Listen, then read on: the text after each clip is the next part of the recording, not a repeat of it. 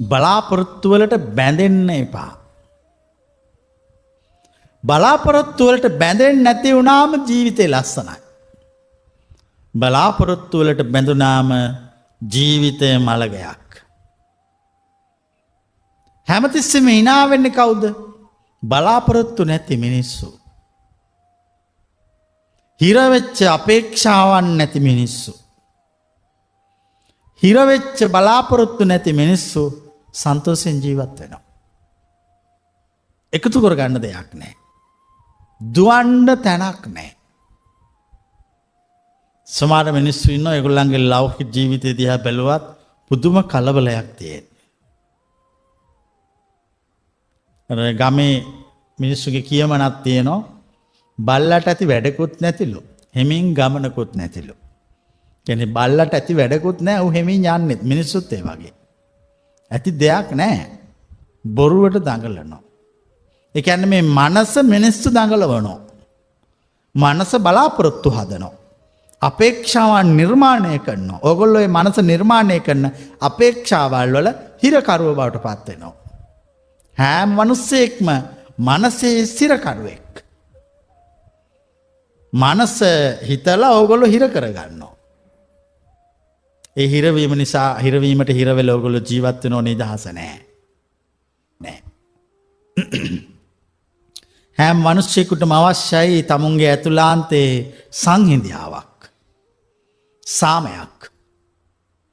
සදාතනික සැනසෙල්ලක්. ඒකට අපි සොයා ගන්න ඕන සුපැහැදිලි මාර්ගයක්. එච්චරනේ ජීවිතය වෙන අන්තිමදී. මිනිස්සුගේ ජීවිතේ බලාපොරොත්තු විවිධයිනේ. සමහරුන්ට සොයා ගන්න ඕන මාළ වල්ලු කරාබු ඕවා. සමහරුන්ට සොයා ගන්න ඕන ගෙවල් දොරවල් ඕවා. සමහරුන්ට ඕන මිල මුදල්. මම අහනවා මේ ඔක්කොම දේවල් සොයලා ඉවරුණාම ජීවිතය සම්පූර්ණද? එතකොට ඕනම කෙනෙක් කියනවා නැහැ. තව එකක් අඩුයි. මොකද්ද? ඒ තමයි සදාතනික සහනය. මරණයෙන් පස්සේ ලබන සදාතනික නිවීම.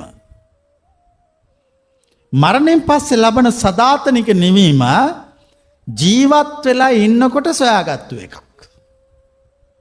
මරණයෙන් පස්සේ ලැබෙන එකක් නෙවෙයි.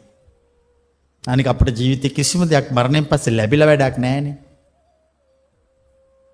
අපිට ලැබෙන ඕනම දෙයක් හම්බෙන්න ඕන මරණයටපත් වෙන්න කලින්. අපි මේ පෙන්වන මාවත, අපි මේ පෙන්වන මාර්ගය මිනිස්සුන්ට සියල්ල මරණයට කලින් පෙන්වා දෙනවා.